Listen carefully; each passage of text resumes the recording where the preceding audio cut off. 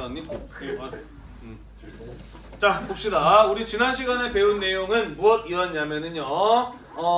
경제대공황 이후에 위기에 처했던 일본이 이 경제 위기를 돌파하기 위해서 만주사변을 일으키고 중일전쟁을 일으키고 이후에 태평양 전쟁까지 이어지게 되면서 2차 세계대전을 전후로 해서 일본이 주도했던 전쟁이 동아시아 전체를 휘감았던 사건에 대해서 우리가 지난 시간에 이야기를 했습니다. 그러다가 일본이 2차 세계대전 끝에 핵폭탄에 맞아서 항복을 하는 과정까지를 쭉 이어서 살펴보았어요. 대충 기억이 나시나요?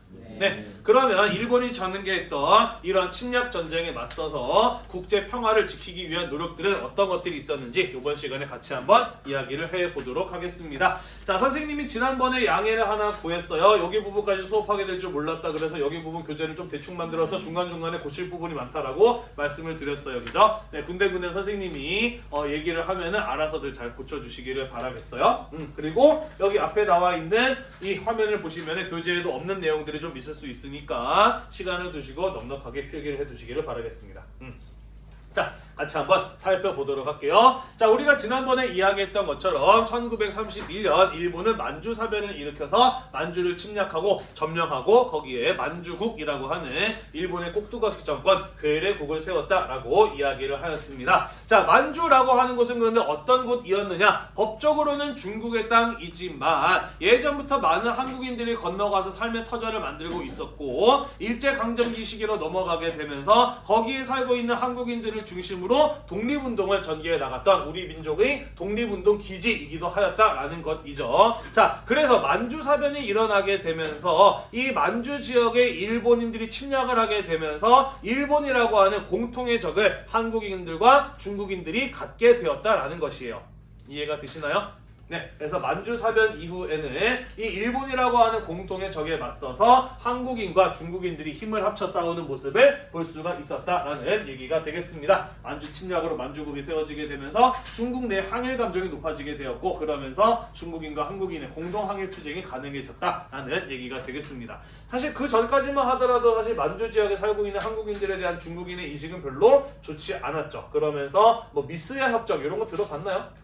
네, 일본이 만주 군벌하고 체결한 협정이죠, 그죠? 만주에서 독립운동하는 한국인 갖다 주면 넘기면 포상금 지급하고 이러고 하면서 많은 한국인들이 중국인들에 의해서 일본에 넘어가는 이런 일이 벌어지기도 했었던 것이 만주사변 이전의 모습인데 만주사변이 일어나게 되면서 공동의 적 일본과 맞서서 한국인과 중국인들의 공동투쟁 같은 것들이 이루어질 수 있었다라는 소리가 되겠습니다. 자, 그러면서 여러분들 아마 한국사 시간에 이런 거 배웠을 거예요. 그죠? 1930년대 초에 만주에서 활동했었던 지청천의 한국 독립군이라든지 양세봉이 이끌었던 조선혁명군 같은 이러한 독립군들이 중국 군대와 함께 연합작전을 전개하면서 일본군에게 승리를 거두었다라는 뭐 이런 얘기 들어본 적 있지 않나요? 뭐 흥경성 전투, 대전자령 전투 뭐 이런 거 들어봤죠, 그죠? 네, 이런 사례들이 이런 사례들이 나타날 수 있었다라는 얘기가 되겠습니다. 자, 그 가운데 조선혁명군의 경우에는 중국 의영군과 함께 한중 항일 동맹회 같은 것들을 조직을 하면서 함께 일본에 맞서 싸우는 이러한 모습들을 보이기도 하였다라는 얘기가 되겠습니다. 자, 여기 밑에 나와 있는 거 여러분들 한국사 시간에 배웠던 내용들 있죠, 그죠? 뭐 이런 것들 다시 한번 기억을 떠올리시면 될 것 같아요. 별로 어렵지 않죠. 넘어가도 될까요? 네. 다 쓰셨죠? 안 썼나요? 네. 네. 늘 말씀드립니다만은 다 못 쓰신 분들은 나중에 캠브리지 동아시아사 네이버 카페에 오셔서 자료를 다운받으시고 참고하시기를 바라요.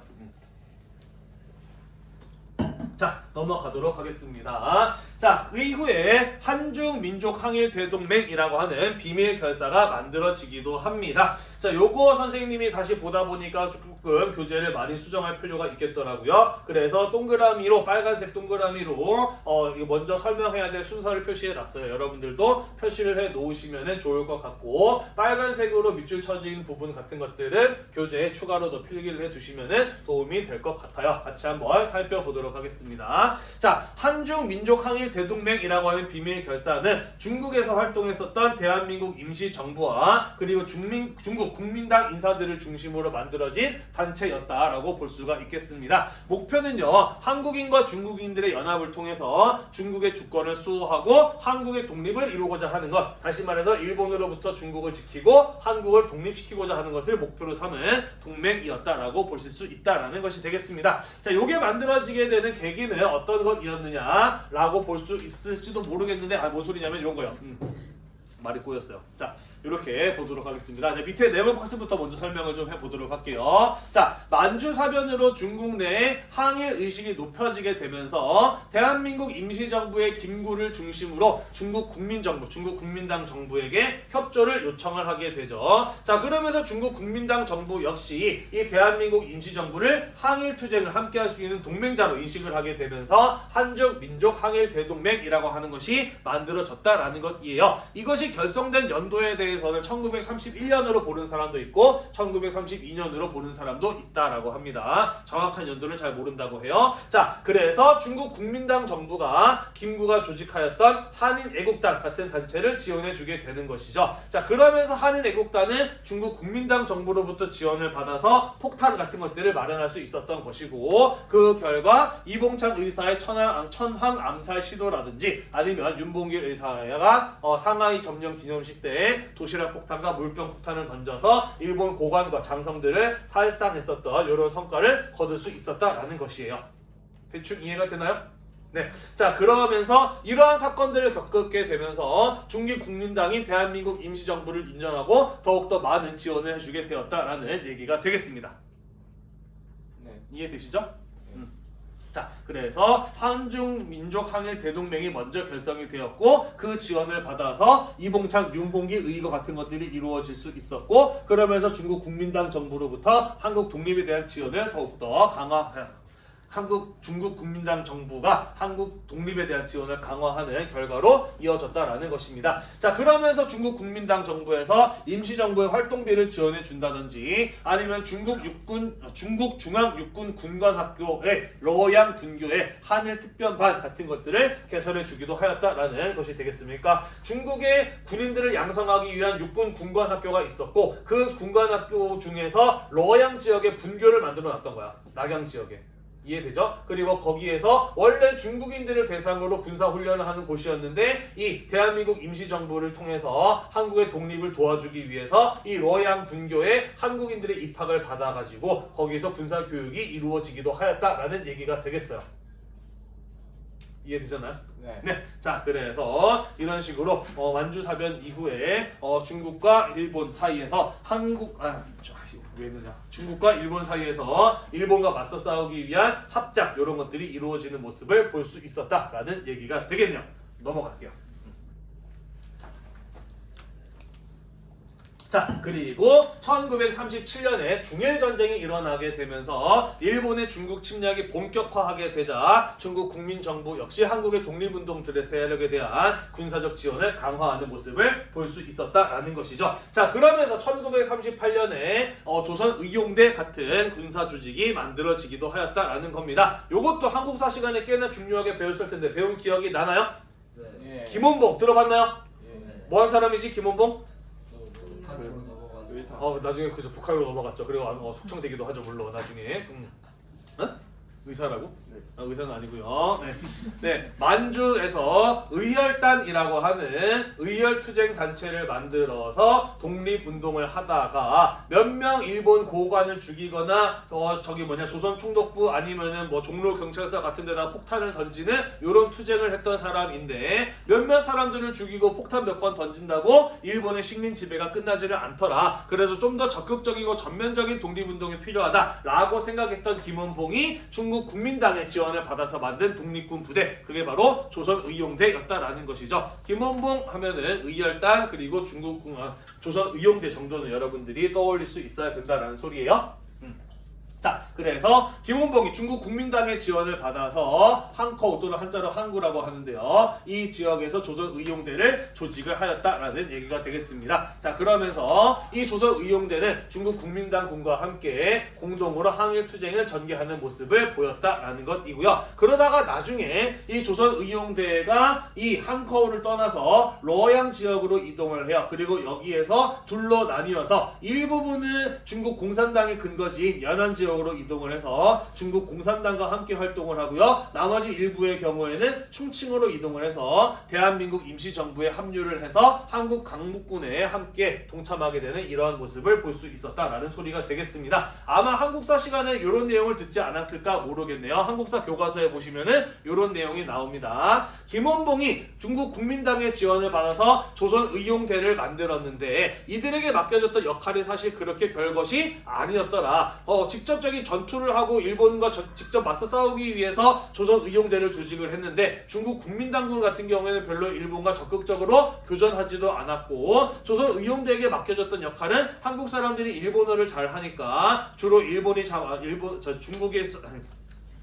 주로 일본군이 포로로 잡혀왔을 때 한국인에게 통역을 맡기고 정보를 분석하는 이런 어떤 보조적인 역할만 맡기는 것에 이 조선의용대는 불만을 품었다라는 이런 내용들 한국사 교과서에 나올 거예요. 배운 기억나나요? 네, 그래서 중국 국민당과는 이제 더 이상 같이 하지 못하겠다라고 판단했던 조선의용대에는 중국 국민당과 결별을 하고 화북 지역으로 이동을 하게 되는데 어떠한 이유였는지는 모르겠지만 이 조선의용대 내부에서 분열이 일어나게 되면서 절반 정도는 이 공산당이 활동하고 있는 예난 지역으로 이동을 해서 중국 공산당과 함께 활동하는 모습을 보이게 되고 김원봉을 비롯한 나머지 조선의용대 대원들의 경우에는 충칭으로 가서 한국 강복군에 동참하게 되었다라는 이런 얘기가 되겠네요.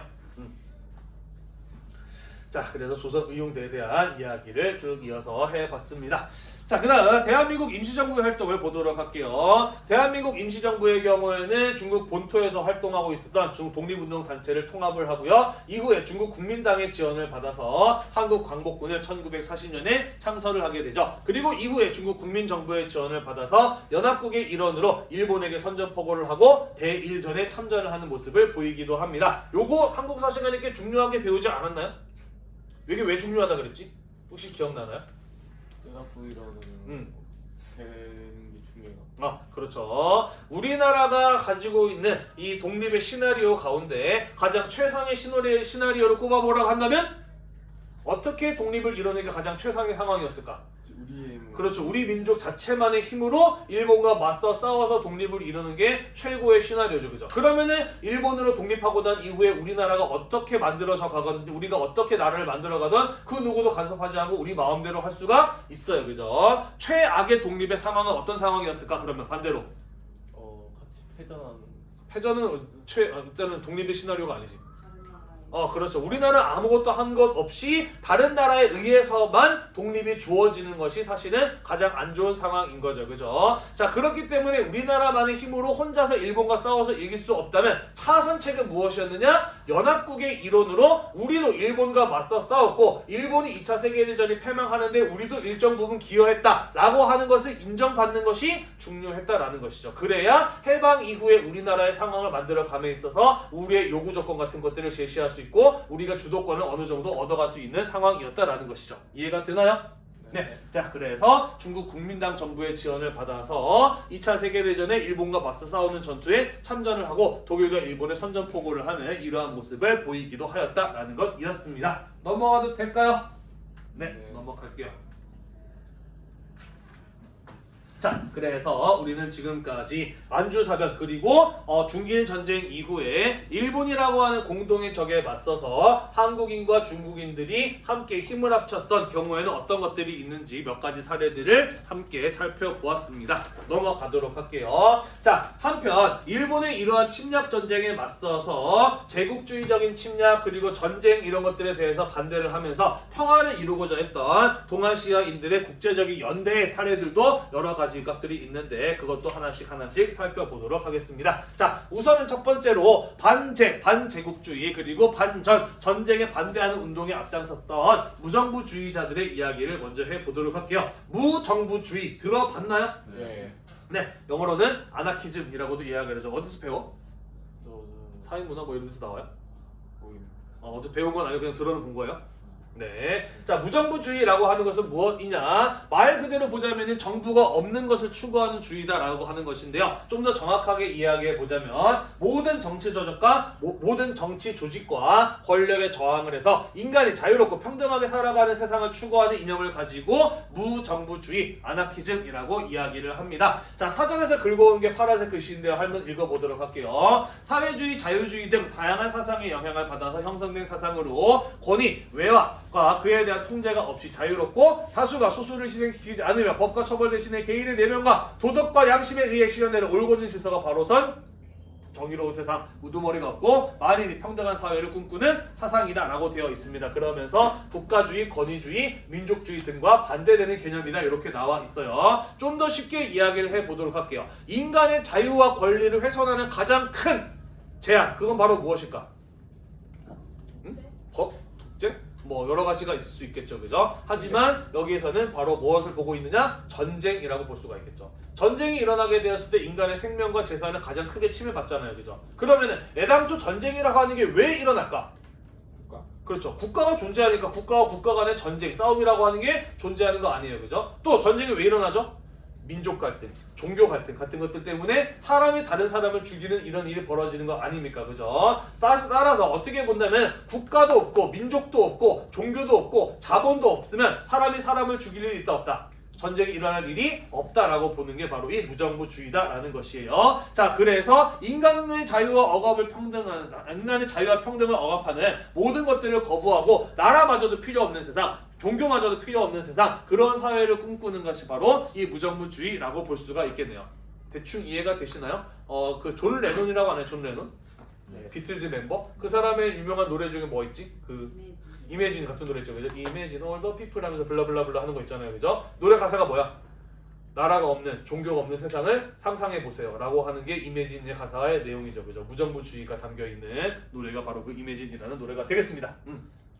자, 여기 그림에 나와 있죠, 그죠? 전체주의, 자본주의, 공산주의가 나와 있는데 전체주의에서도 혹시 국민들을 전쟁터에 내몰고, 그죠? 자본주의에서도 국민들을 전쟁터로 내몰고 공산주의에서도 국민들을 전쟁터로 내몰고 있습니다, 그죠? 사실 국가라고 하는 존재는 형태가 바뀐다 뿐이지 인간의 개인의 자유와 평등을 억압하는 것은 변하지 않는다 라고 분석을 하는 게 바로 이 무정부주의의 입장이었다라는 것이에요. 대충 이해가 되시나요?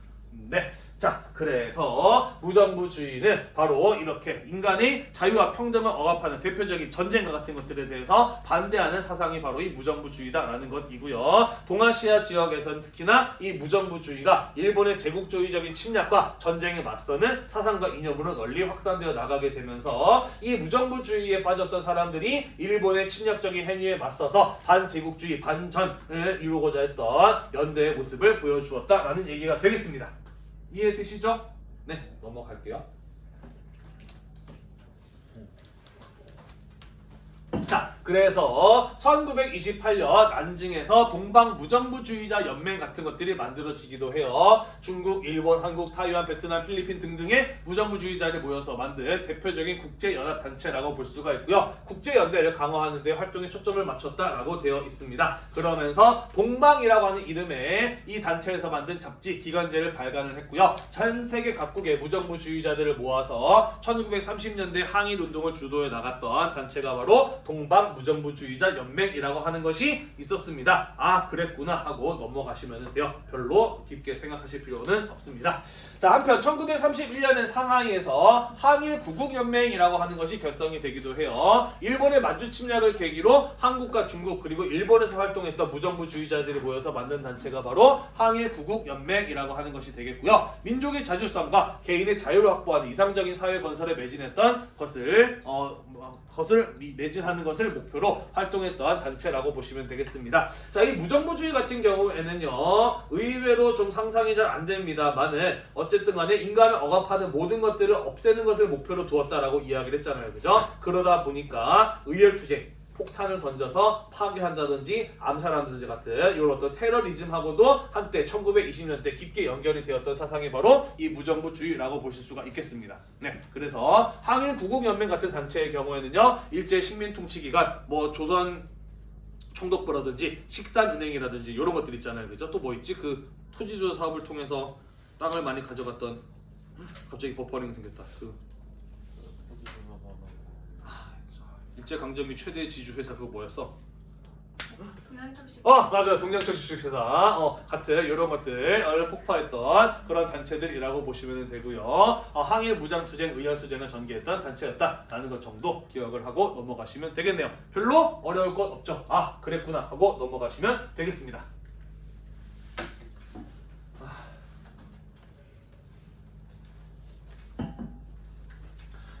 자, 그다음 한국인과 일본인들이 연대했던 제국주의에 반대했던 운동에 대해서 살펴보도록 할게요. 일본에서 만들어진 일본 반제 동맹이라고 하는 단체가 있었습니다. 1930년대 일본 공산당 조직 내에 조선인 공산주의자들이 대거 들어가게 되면서 만들었던 단체가 바로 일본 반제 동맹이라고 하는 단체가 되겠어요. 일본 제국주의를 타도하는 것을 목표로 삼았던 단체라고 볼 수가 있겠고요. 이들의 활동 목표는 한 이런 것 5가지 정도로 꼽았거든요. 공산주의 운동의 일부를 담당한다. 제국주의를 반대한다. 소비에트, 러시아를 방해한다. 중국 및 인도 혁명을 지지한다. 일본 제국주의의 식민지를 해방시키는 데 일조한다 같은 이런 것들을 목표로 삼았던 공산주의자들이 국제 연대를 이루었던 단체가 바로 일본 반제 동맹이라고 보시면 되겠네요. 자, 그러면서 한국인과 일본인의 공동 투쟁을 강조했다라고 되어 있고요. 기간지로 반제 신문 같은 것들을 한국어판으로 발간을 하게 되면서 일본에 살고 있는 많은 한국인들이 가입을 하게 되면서 일본에서 만들어진 반제국주의 단체고 공산주의 단체였지만 전체 회원 가운데 60~70%가 한국인들이 차지했었던 단체가 바로 일본 반제 동맹이라고 하는 것이 있었다라고 합니다. 그러면서 일본의 제국주의 타도를 위한 출판활동, 대중활동을 전개한 비합법적 운동 조직이었던 것이라고 하고요. 도쿄라든지 오사카를 중심으로 한국인들이 600여 명 정도가 참여하는 높은 호응도를 보였던 단체라고 해요. 아마 일본에서 일본이 전개하는 제국주의적 침략에 대해서 반대하는 조직이 만들어졌다라고 하고 일본인들이 한국의 이런 독립운동을 지원해준다라고 하는 사실이 굉장히 참신하게 다가왔던 모양이에요. 그러면서 많은 한국인들이 이 일본에서 만들어진 이 공산주의 단체에 가입을 하고 활동했던 이런 모습을 볼 수 있었다라고 합니다.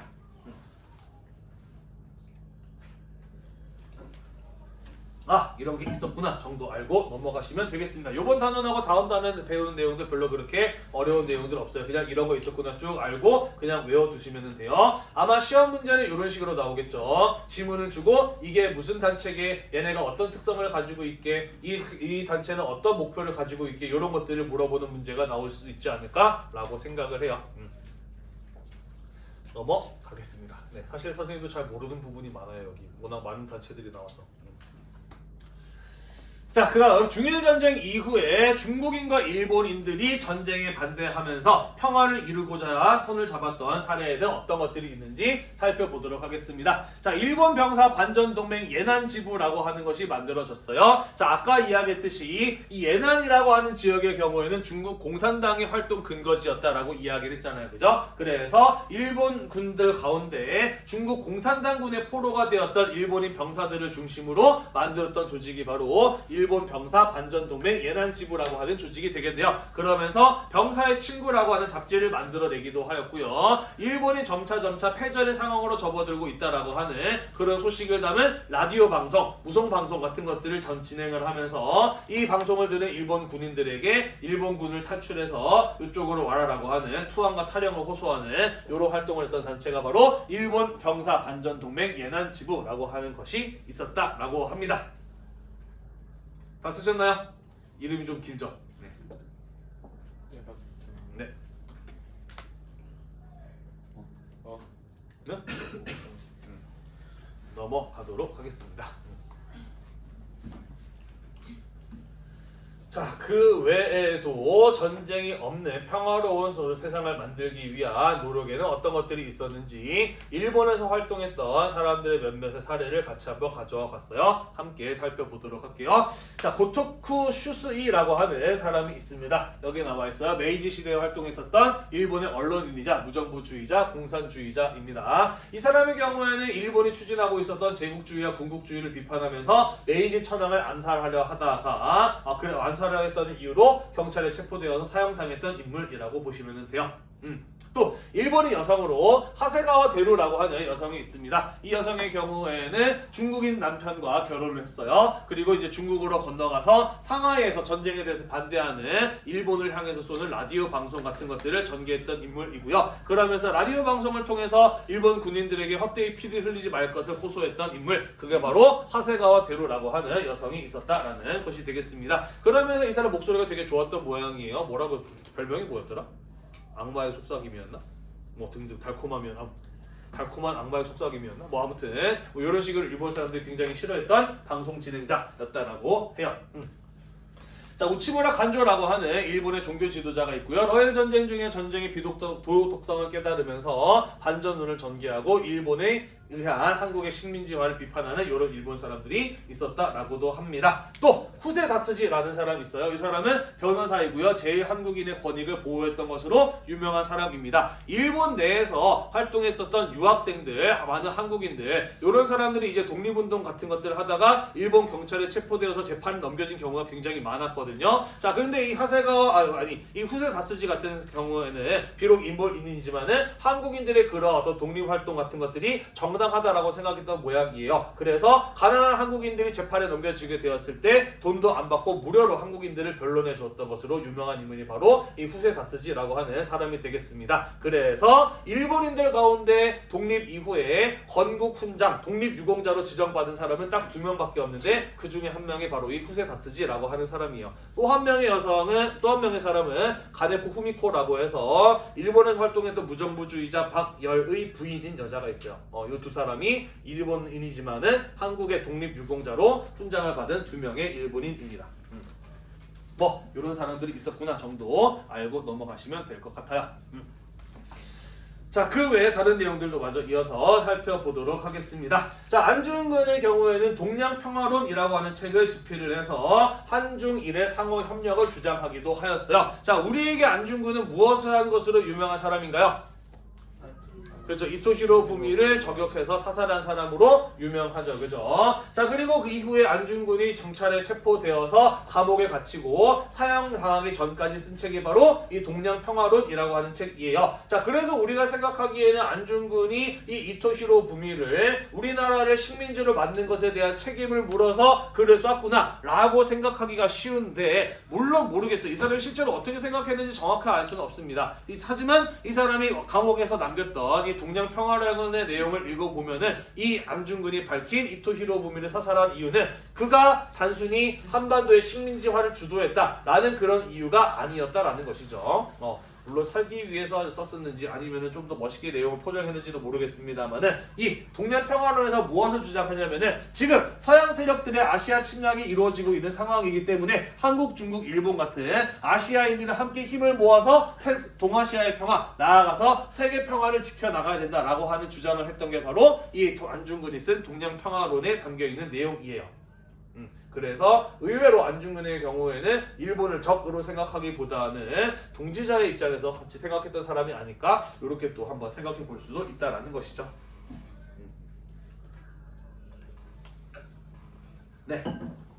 일본 국회의원 중에 사이토 다카오라고 하는 사람이 있었어요. 이 사람의 경우에는 한창 이 중일전쟁이 전개되고 있었던 1940년에 전쟁에 대해 반대하면서 일본의 침략 전쟁을 주도하고 있었던 군인들, 이런 사람들이 정치활동하는 거 이거 헌법에 어긋나는 거 아니냐라고 하면서 비판했던 인물이 바로 이 사이토 다카오라고 하는 사람이 되겠습니다. 자, 그리고 이후에 일본 의회에서 제명을 당하기도 했던 인물이라고 보시면 돼요. 네, 이런 식으로 일본 사람들 가운데에서도 일본이 주도했던 침략 전쟁과 전쟁 범죄 등에 대해서 비판의 목소리를 내고 평화를 추구했던 이런 수많은 인물들이 존재했다는 것 정도 여러분들이 알고 넘어가시면 될 것 같습니다. 네, 그 외에도 교과서에서는 1907년에 결성이 된 무정부주의 단체 아주 화친회 같은 것들을 소개하고 있는데 그냥 이름 뭐 있었구나 정도 기억을 하고 넘어가시면 될 것 같아요.